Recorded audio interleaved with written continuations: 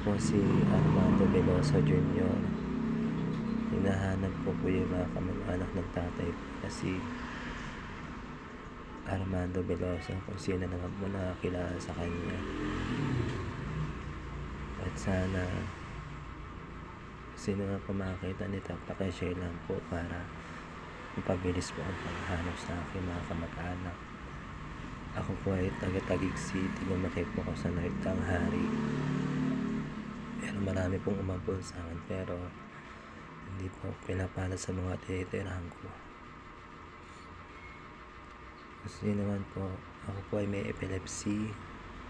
Wala pong sumusuporta sa akin, kundi sa sarili ko lang. Hindi po ako mutado sa Taguig City.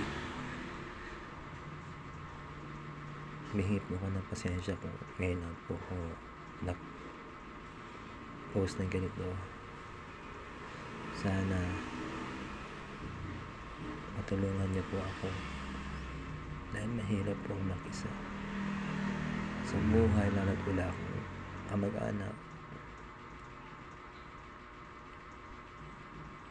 Sana lang ako sa Panginoon,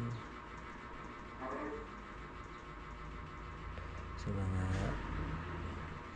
tinutuloy kong kaibigan, pero gusto ko pa rin makilala ang buong pagkatao